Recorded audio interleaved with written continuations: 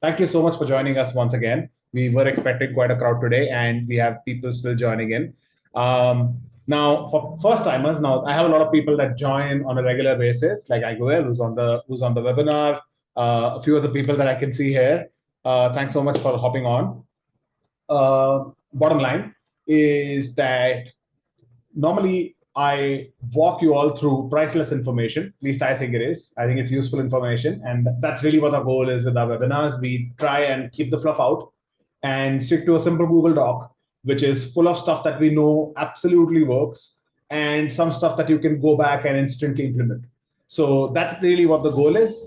And you can ask me questions as we go, or we can keep the questions at the end. I prefer that you ask them as we go so that I can pick them up, because if it is about something that I'm talking about, I would prefer that I address it then and there than to kind of keep it later. I have a lot to cover today, so I'm going to jump right in, and I want to make sure that I don't take more time than what we've blocked with you, right? So let's get in without any gap here.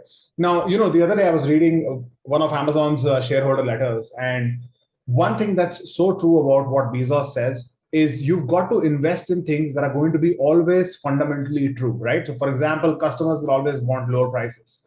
Customers will always want faster shipping. And the company Amazon is now a Goliath. It's a massive, massive corporation, but it started from a small place. And you have to understand that there are some fundamental principles that it imbibed to get there.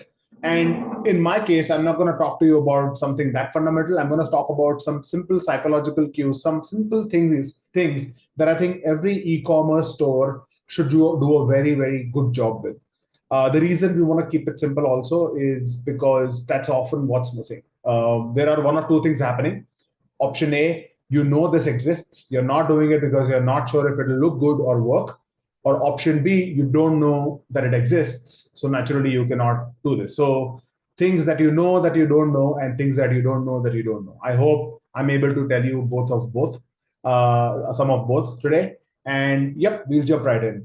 Now, the reason we wanted to pick up plugging UX gaps is, and not UI, because UX extends beyond the website. So we have ideas talking about things that are broken probably on the experience as well as off the experience. Because I think if you're not addressing the off the experience bit, then that's actually worse, because that's your highest intent customer. They've given you their email or their phone number, and it's extremely important that you engage them. But on the side is also super important, because that's your window. That's your window to actually make something happen. So we're going to break this down into three parts. The first one is going to be product page, which is people who are in, you could say, the consideration stage of the funnel, right? So you have awareness, consideration, decision, and then loyalty, advocacy, so on and so forth. That's the kind of classic marketing funnel. They're considering buying, but you want to do things that can get them over the fence. So we'll address those, then we'll go to cart and then checkout. And we'll have something to do both on the store as well as off the store, which means things that you could do once they've left the store. So let's jump in. I want to start with people who are considering buying, right? People who are still, in the funnel for you. And what can we do to fix some of those gaps, right? So on the store fixes for people who are considering buying, the first most important thing that I wanted to do is fix the pitch, right? Now, I often ask this to e-commerce founders. You might be selling something that you really believe in, and my question to an average e-commerce founder would be, if I put you in front of 10 individuals, ICPs or ideal customer profiles, which means the age group, gender, location, pocket size of customers that you're trying to go after, if I put you in front of 10 individual customers and you told them about your product, how many of them would buy? And the answer generally is an incredible number, right? 8 of them would buy. It's amazing, it works, it's incredible quality, we source it from the best place, we're ethical, and so on and so forth, whatever that pitch is. But the thing is, when you put it like that, you are leaving a lot on the table. So one of the things that you want to do is reinforce the user's identity through the pitch. And so what we want you to try is something we call an anti-pitch, right? And it's the classic, hey, you know what? This is not for you if X, right? If you prefer the cheapest, or if you prefer something that's machine washable, or if you prefer something that is instant delivery, or something that's cookie cutter, etc., right? It's also something that we do at ConvertCart. We sell conversion optimization and email marketing, so two different products, right? And in our email marketing side, we normally say, hey, this is not for you if you are looking to hire an agency. We operate differently and we focus on numbers a lot. We are not an agency. We'll do just this, and then and it's gonna work. But it's not for you if you're looking to find someone who's gonna get on a call with you every 2 hours, but not get anywhere with it, right? So anti-pitch is super powerful. I think one of the things that I don't need to help you with is the copy, because that's the easy bit these days. I'm not underestimating quality copy in general, but I just want us to also understand that these are not limitations. Okay. The next one is a help me choose section. Your product page should be rich with information. Okay. So one of the data points that I recommended everybody look at in the last webinar also is your FAQ to conversion rate, right? So your general conversion rate on the website would be say 2%, 2.5%, so on and so forth. I want you to go and check the conversion rate for people who have visited the FAQ page and then converted. That number will be very, very high. It would be 6, 8, maybe 10 times your normal conversion rate. And the reason is that those are your most curious customers and they are going through the pain of visiting the FAQ page. So A, I would want you to bring your FAQ into the product page, but B, the other way to do it is to add an help me choose section. So what you want to really do is become a consultant on the website and just tell them if they're not sure. This works very well even for extremely simple products like t-shirts. This is a new t-shirt that I recently bought from a brand. They only do black t-shirts. I wear black t-shirts a lot. Actually, it's probably unhealthy the number of black t-shirts I wear, but I wear black t-shirts a lot, and I enjoy trying t-shirts, different types of necks, etc. And the thing is that there's so many of these brands out there, and it's very easy to come across an Instagram or a TikTok ad, click on it, and then figure out that it's just one of those other brands. But if you go and apply the two things that I've only told you two things, and I think I have about 30 things today to tell you. If you apply the anti-pitch, saying, hey, this is not for you if you're habitual of wearing heavy t-shirts, right? This is a very light t-shirt, for example. And the other one is, of course, help me choose. Not sure, I'll help you choose. What do you want to use it for, right? What is your preferred fit? What is your body shape type, right? What fabric feels best to you? And then either you take them to the right product or you tell them if the current product is right for them or not. Either way, you're helping them, plus you're capturing some priceless information about the customer, which we will use, and I'm going to talk about that in a bit. Why not buy? So this is, I think, a very, very underrated tactic.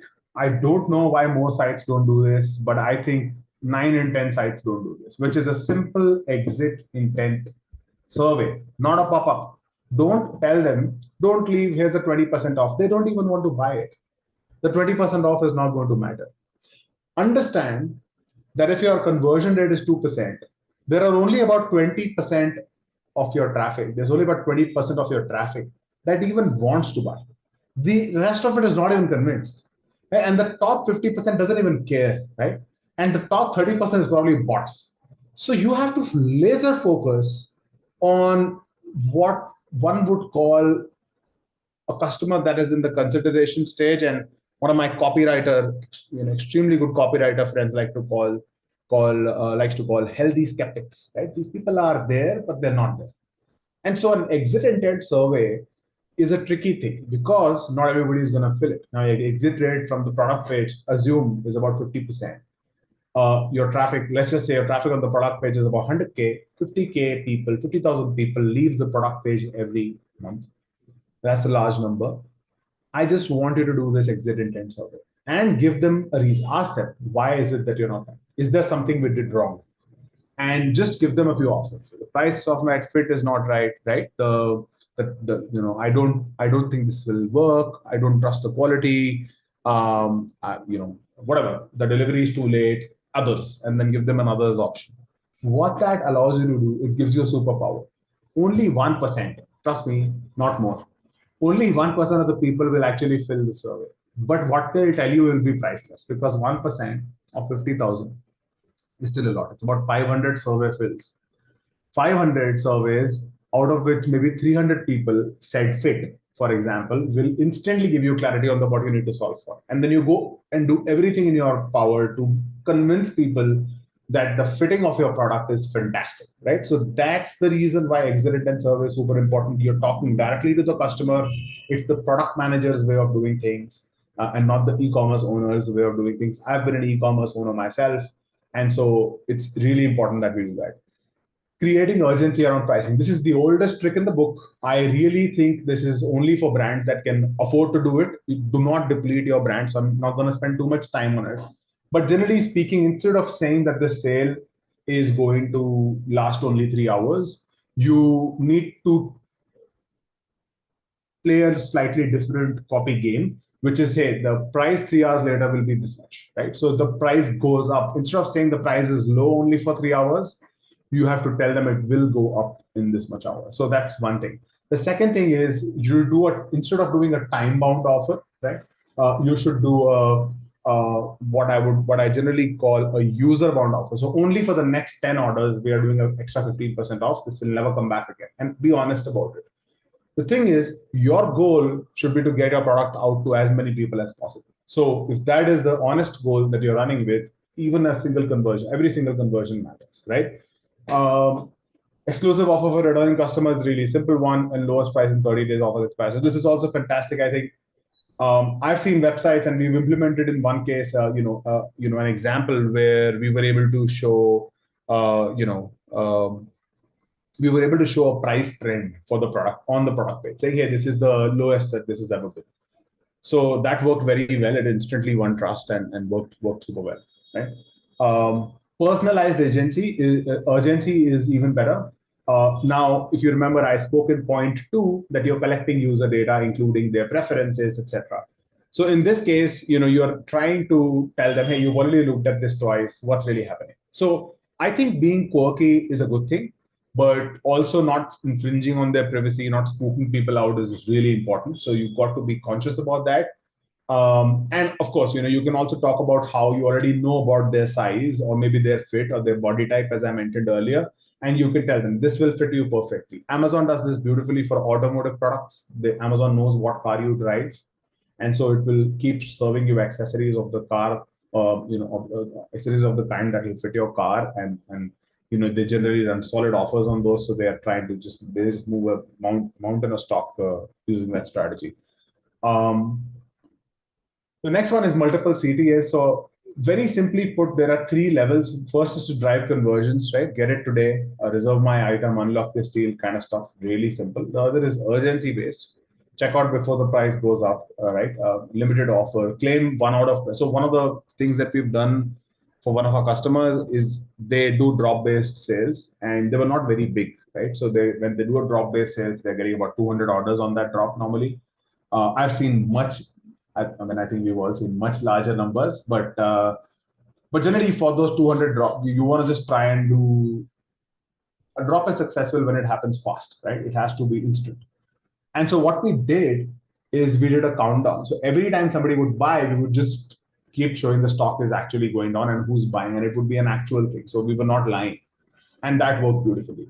But the interesting one is engagement CTAs, save for later, right? That's not used a lot. Ask a question, pick them to chat. Chat works really well if it's actually manned by an actual human. So that's something I've seen work, that conversion rate for people who chat is generally 4 to 5 times your overall conversion rate otherwise. Send them to FAQ, send them to a sizing or fit check guide, right? Show your product on different body types. That's one of the other things. I'm just trying to lean on fashion because I know you'll be able to relate to that, but this applies to everything. So for example, if you're selling home hardware, show your product in different settings. Show it sitting on grass versus sitting on a floor, right? So show it in reference to a chair or maybe a hang. Those things are what make information useful, and that's how your sizing guide should actually do if you're gonna send people there. Delivery offers and CTAs, check delivery options. Again, you are doing CTAs which are trying to satisfy the user's questions. In this case, they want to know what the delivery looks like, so make sure that that's absolutely clear. Moving on, And I want to keep going because we have a lot to cover. If you want me to slow down or stop, if you have any questions, please ask me while I talk. Just a moment, I'm going to take care of the chat here very quickly. So one of the things that we're doing is when you're chatting, please select everyone instead of just me. That way everybody can see your question and it's useful. What about the pet industry? That actually, I think the pet industry is, you have information from day one. If you, I have a dog, for example, and I regularly transact with one of these e-commerce stores. They sell dog food, toys, treats, all of that kind of stuff. They are extremely accurate in recommending products. So personalization has to be off the charts for somebody who's in the pet industry. So I'm happy to audit your site or at least give you ideas on how you can achieve that off the store. So, email marketing is powerful. We realized this the hard way. We've been doing conversion optimization for more than 6 years, email marketing for more than 2.5 years now. And I must tell you that almost every customer that we've worked with, we've been able to drive 30% of their revenue from emails. So I'm going to show you what are the things that work and don't work. I have some screenshots here that are horrible as well as some that are really good. So the first thing is, focus on a social proof ladder campaign. One of the things that I feel emails don't do enough is use your existing customers to sell to your new customers. So you have to put together a ladder campaign that has user generated content throughout the ladder, which means the first one has to talk about people using your product, right? We just had a question about pet industry. I think it's so easy for you to achieve that. You have to ask your most loyal customers for pictures and just plaster them all over the place, right? So first email talks about UGC. The second one talks about a before and after, or does a user spotlight, or puts your Instagram carousel in place. And the last one is, or the second last one again, bring in some subtle emergency, come back and shop with confidence, but also add testimonials. And the last one has to have some kind of a pushy CTA, right? Grab yours before it's gone. It's running on an offer. So what you're doing is you're nurturing people. One of the things we do, for example, is analyze how many people open which emails of the sequence and how many of them open all versus, if you see generally for a sequence of 4 emails, very small percentage opens all 4, obviously. But that's what you're after, right? Those are the people that you must convert. And so you have to use those opens very well. And that's why you have to experiment aggressively with copy and experiment aggressively with how you execute the campaign, right? Send complimentary products. So this is again really simple. First is you already have their context. Hey, you bought this. You bought the skincare last winter. We hope it was useful. Winter's around the corner. Do you want to buy it? Something very simple, right?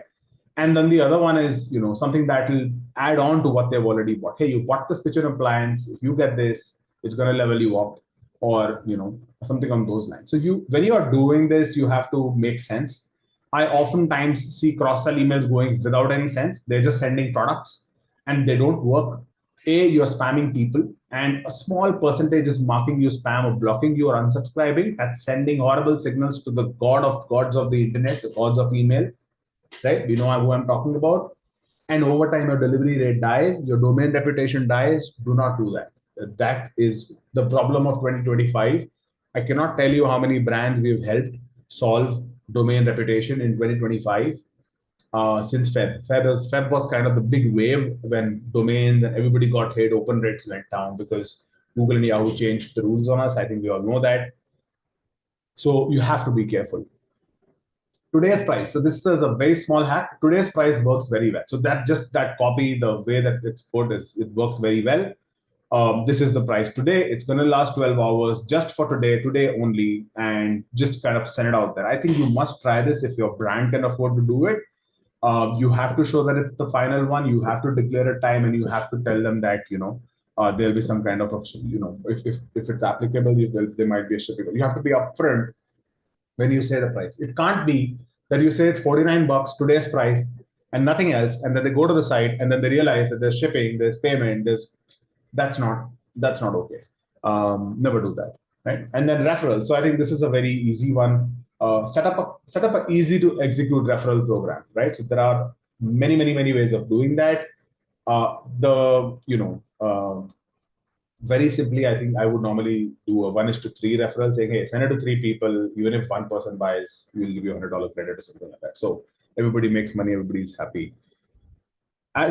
Interestingly, for smaller brands, referrals work much better than for larger brands, right? Because awareness is limited. When you're a smaller brand, awareness is very limited. So you people see the value in distributing you. Whereas when the brand is large, there is sort of that corporation hate, whatever you want to call it. People don't generally, unless only for the incentive. If it's only greed or the carrot that is driving it is one thing, but if they genuinely want to refer you, they like your product, give them a way to do that while rewarding them so that you can get them back as well, right? People adding to cart but not moving to checkout. So before I get into the ideas to solve this, I just want to take a step back and help you absorb this problem. That if somebody has reached your cart, they've added products to the cart, there is one of two reasons they did that. The first is they liked it and they want to buy it. And the second is that they thought they'll just keep it in the cart for now and they'll figure it out later, right? So they use that as a holding bin, so to say, like a wish list, but not really a wish list. And then they go to the cart and then they abandon. In my opinion, 75% of the reasons why abandonment for cart is high is before they've even reached the cart, right? And 25% is on the cart. So we're going to try and solve for both. I've already given you a lot of things to do to get people through this step, and we're going to go and kind of take a look at, some micro commitments in the cart and that kind of stuff, right? One of the things that we've seen is add-ons work well if they're extremely low value. Oftentimes, I see that cross-sells that are run on the cart are very high value, and or they're the same value. That doesn't work. As a matter of fact, if you give them a $2 add-on, a $3 add-on, it makes the cart richer. And I've done this A/B test many times. It really adds overall perceived value for the total dollar that someone is paying, right? So I would want you to find a product that you can just throw away, right? High gross margin product for you, and you're ready to give up on it, and you just want to throw it in with every order. And you don't throw it in for free. You have to make them add it as an add-on. So, for example, if I'm a fashion store and I'm able to add a $5 cap, that's ridiculous, right? Hey, become a champion for our brand.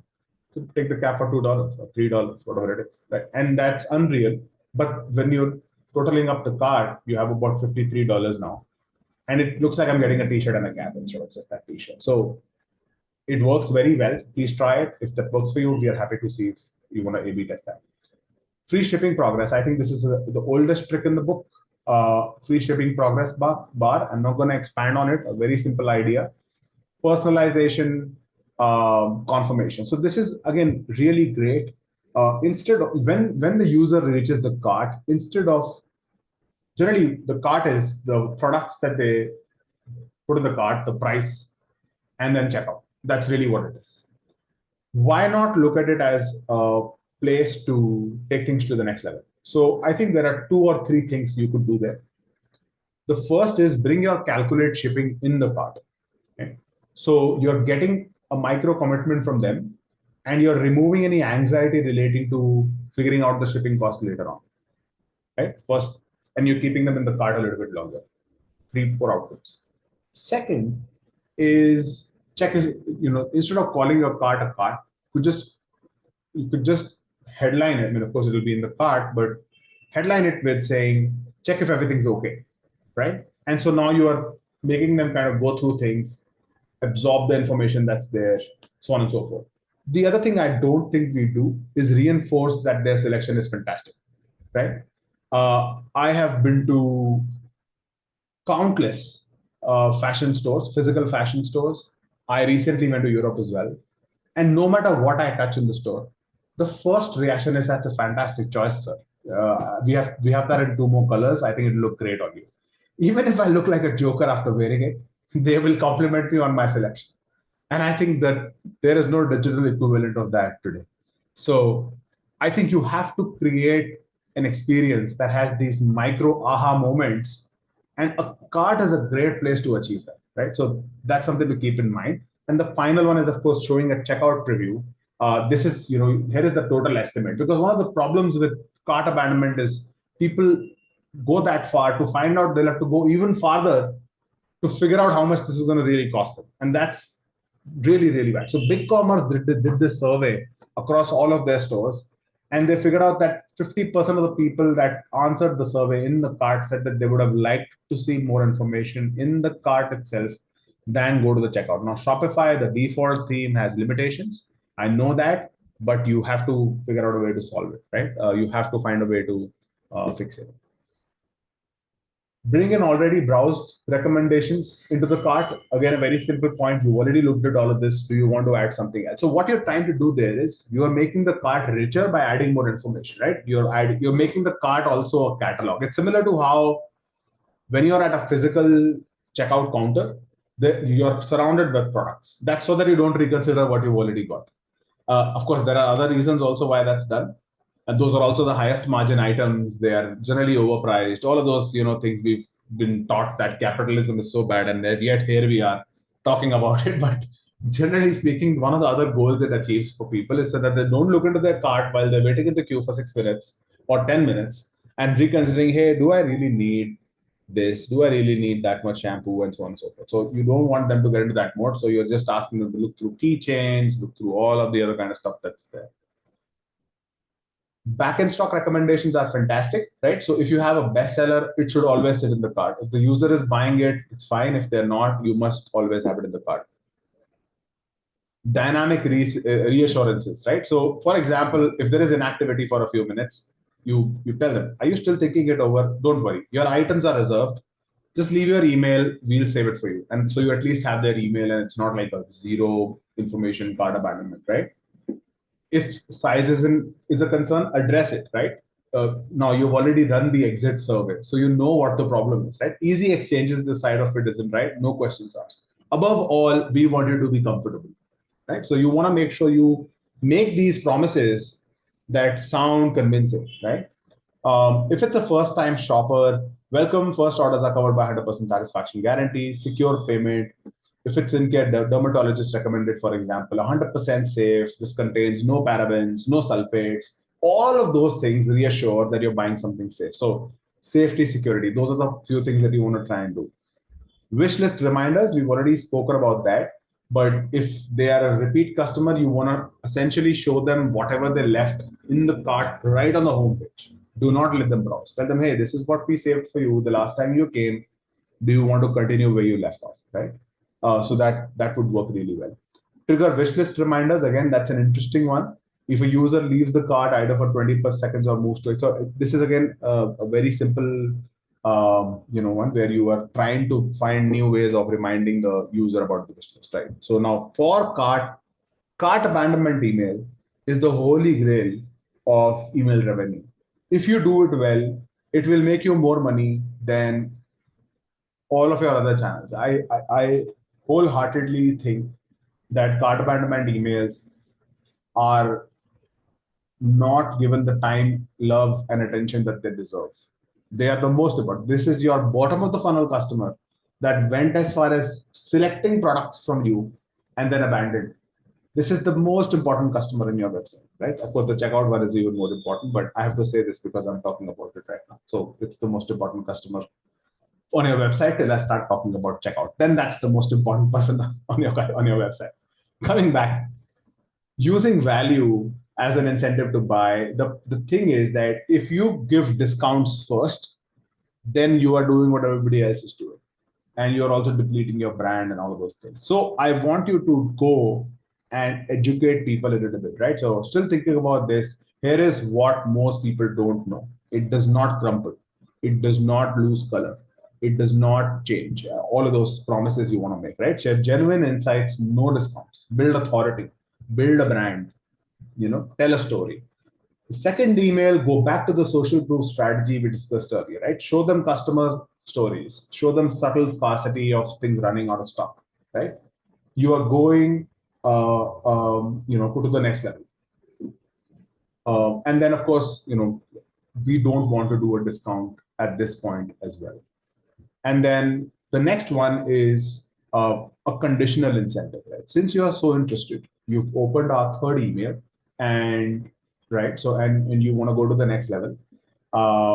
Here's a discount that you can avail within a time bound manner, right? Wish listing nudge. I think I want to just take a quick step back and say that this, if you're not doing wish lists, it's extremely important that you do that. Also, if anybody has any issues with my speed or my accent, there is a feature to turn on subtitles in Zoom. They are fantastic. You will be able to read through what I'm saying, and I'm happy to address that. So please do that. I know my accent is a bit of a thing, but yeah, please turn on the subtitles, and that will allow you to do this. I hope. Actually, in the next 3 months, Zoom is supposed to launch a feature which will allow you to completely, when I'm talking, you can hear it on your side in a different language. I just got some feedback. I wanted to action it immediately. Constructive criticism is the best. All right, I'll slow down. So wish listing is super important. In this case, what you're doing is a wish list reminder. You're just telling them, here's what you wish listed, and we just wanted to remind you about it. I just want to emphasize on how bad this email is. So this example is a wish list reminder from Net-a-Porter. We all know what Net-a-Porter is. And in their case, if you see, the first fold of the email does not even have the product. And so that's not acceptable. So this example, and I have two more examples later on, are examples of bad looking emails. They don't work. This is, if you see what they're doing, Make-A-Wish. First of all, we all know what Make-A-Wish is. Your wish list reminder email cannot say that. It is impossible. It takes my mind to a completely different thing. Keep track of the pieces you love, etc., etc. And I think it's not a good idea. In this case, you're reminding people to add it to the wish list. Even in that case, you want to show the product first because that's what they were there for, a YSL bag. And if you must offer discounts, you have to time them very, very well, right? So here is some very simple data for you. This is conversion rate by the time that you've taken to send the email. So generally, if you are sending the abandonment email an hour later, it's the best, most effective time to do that. You caught the user just at the time when they've started to forget about you, and this is the time to kind of bring desire back into the game, right? A grand opening, really high quality visuals work beautifully for emails. So if you're a design or an agency, if you're not doing that, I think that's very, very important. So in this case, for example, get us out of your bag and into your hair, and it looks like somebody is pulling. So I think it's the visual that will keep you in the email. So generally for the email, it's a 3 or 4 step process, right? So the subject line has to just do enough to open. That's it. The subject line should not have the offer, the brand, nothing. It just needs for you to open the email. B brand does a fantastic job with subject lines, right? The whole brand has this narrative that it's run by robots and so on and so forth, right? So that's first. Second is that they do emails which are visually just shocking. So you stick around. When you've opened it, are you ready to give 6 seconds to the email? If the answer to both of those questions is yes, you have somebody who's actually looking at the pitch that you're trying to make, right? The next one is rebuilding the cart. I am surprised at how many people don't do this. So in this case, you have to essentially just send the cart back to them, right? In the exact same visual format that your actual cart is. That brings back memories. That brings back, exactly what they were trying to do originally. Checkout. Now this is the most important people on your website, right? There is no doubt about it. These people have gone really far. So here is a benchmark for you. Your checkout abandonment must not be more than 20%. If you're in an industry that is high average order value, things like jewelry or luxury handbags, luxury products, you can be as high as 35%, but there is no chance that your checkout rate is below a 65% checkout rate. And the reason I say that is because if there is a problem in the checkout, it has to be addressed before the user reaches the checkout, right? So I'm going to talk about things that you can do in the checkout to fix these problems. And then we'll continue to talk through some offsite ideas as well. I have about 10 more things to go through. That's also the reason I was speeding up, because there's so much to go through. First thing is checkouts are not editable in default Shopify themes, right? So people have to move back and forth between checkout and cart, and that is unnecessary friction, and it's just doesn't work. So editable quantities, removing an item, removing I think is possible now. Clickable product name and image, larger product images, clarity of which variant and size I chose. Right. So these simple things where I might have chosen the wrong size. It doesn't show what size I chose. So it just says a black t-shirt. It doesn't say that it's a 2XL or a 4XL or whatever. Maybe that obviously creates a problem. The second thing is you have to create urgency, but it's important you do it the right way. My favorite here is the third one. The low stock and the limited time is old. The interesting one is speed. People want things faster. So if they want it faster, they have to check out faster. So tell them, if you check out before 2 p.m. on that day or in the next 30 minutes, whatever works better for your brand, they will just get the same day dispatch and it will reach them faster. Now, what you're promising is a same day dispatch. You're not promising a same day delivery. There's a big difference between those two things. Display reassurances at every step. So that's another very easy thing to achieve. And now see what's really happening. When I am reviewing my cart, I'm talking about no extra charges at checkout, right? What you see is what you pay. This is by far the most important thing, because for a lot of stores, shipping, all the other charges are actually in the checkout. So that breaks the experience, of course, right? Customer info login, your personal info is 100% safe and never shared. We don't use any third-party cookie networks, unless, of course, you do, in which case, I don't know. I hope you're not selling to Europe. Shipping options, fast and trackable. Most orders are shipped within 24 hours. SSL secured checkout. So everything that can give them reassurances at all the steps that they follow. And then finally, when they're confirming, you'll get an instant email and confirmation plus tracking link. If this copy is written just under the checkout button, it will reassure them, and need help, our support team is just to click over. So if they need help, they can just call and get things done. Offer callback options. So this is again, have a question. Do you want to call back? I think this is a little bit hard to do for smaller brands, but I don't know why more mid-sized brands don't do this. Why can you not call the customer back and just answer their questions? I think that would make life a lot easier. Let's go to off the store engagement. The first one is, again, a very, very underrated. I think you are subscribed to the ConvertCart newsletter. That's what we try to do with the newsletter. We try to be honest. We try to say things that matter. And in this case, instead of doing like a fancy checkout abandonment email, I think you can just send a heartfelt note saying, hey, you were literally seconds away from buying this. It took us 7 years to perfect this product. I just want to know why. And if you still feel the need to buy it, here is a special one from me, and you can buy it. So I think this is, not many brands do this. A simple text email, no images, does really well. Remind shoppers that they are a trusted brand. This is another example of what a bad looking email is, right? So in this case, for example, they're trying to emphasize that they have more than 350 of the world's leading designers, free and easy returns, so on and so forth. But that information is the hardest to see here, right? So they've numbered out the reasons I should not forget about them, but this email is just a general reminder about the product, and then 1 to 3. So this is when a designer does the email and not a conversion or optimization expert, right? It looks great, but does it perform well? I think the jury is still out on that, right? So yeah.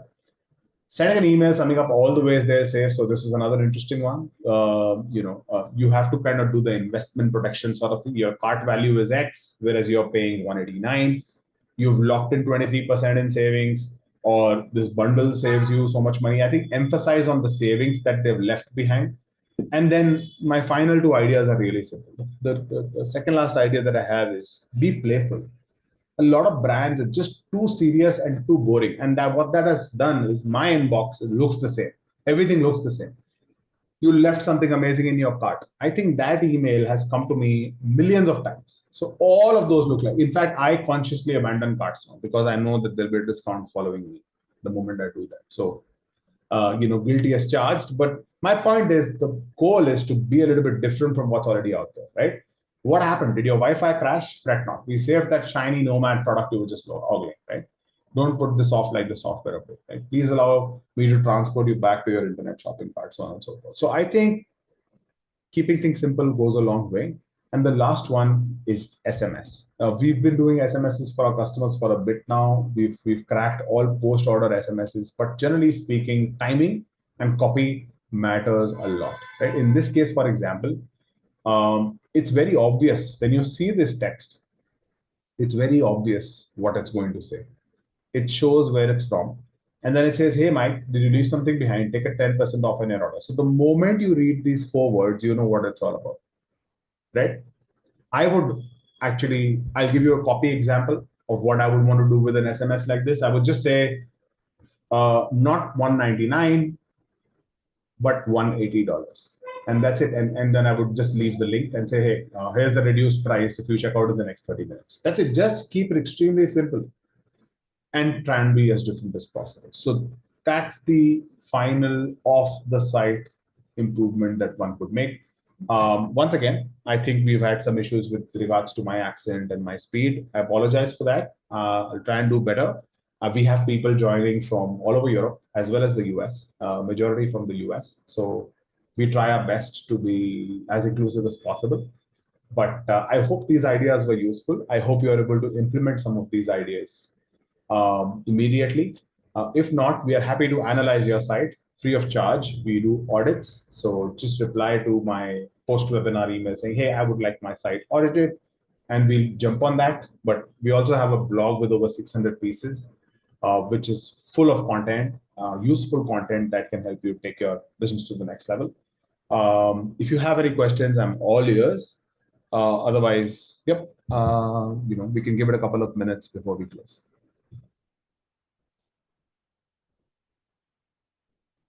Thanks, Chris. Thanks, Anguel. All right, I think we are good. There was another question which I have already answered, and I have some feedback on my email, which I will reply to separately. But yeah, thanks so much for your time, and we'll see you in the next one.